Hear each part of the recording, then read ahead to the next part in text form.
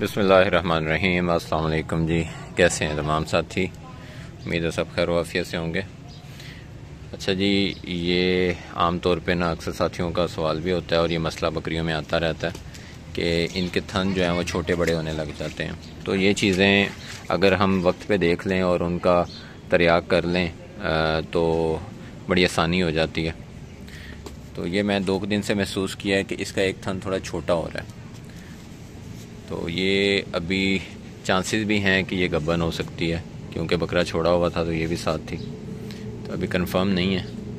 لیکن اس کا ابھی ہم علاج کیا کریں گے، تو ہم صرف یہ نیمبو کاٹے ہوئے ہیں 4 ہیں تقریباً، تو یہ ہم اس کو اس طرح کاٹ کے یہ کھلا دیں گے، اور یہ ہم اس کو تقریباً ڈیلی 3 سے 4 نیمبو دیں گے، اور کوشش ہوگی کہ اس کو کوئی، ویسے عموماً جانور خود ہی کھا لیتے ہیں۔ یہ دیکھیں، اس طرح سے آپ نے کاشیں کر کے، اگر تھوڑا چھوٹا جانور ہو تو اس کے 4 حصے کر لیں۔ چھوڑ دو بیٹا، چھوڑ دو، خود ہی کھائے گی۔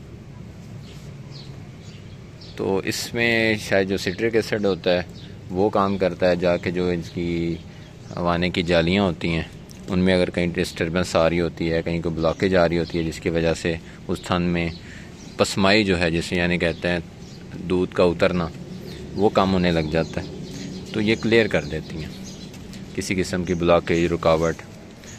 تو یہ بڑا آزمودہ نسخہ ہے، پرانے چرواہے بھی استعمال کرتے ہیں، اور گوڈ فارمنگ میں ایسی یہ جو کہہ لیں کہ دیسی چیزیں ہیں، ان کا استعمال کرنا آسان بھی ہے اور سیف بھی ہے۔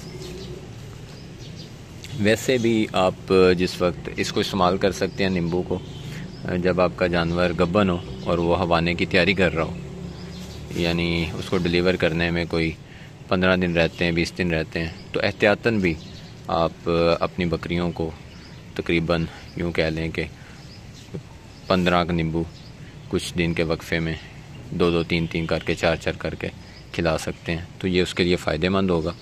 ہوانے کے بہت سے مسائل جو ہیں وہ اس سے حل ہو جائیں گے۔ یہ ایک چھوٹی سی ویڈیو تھی، چھوٹی سی ٹپ تھی، امید ہے اس سے ساتھیوں کا فائدہ ہوگا۔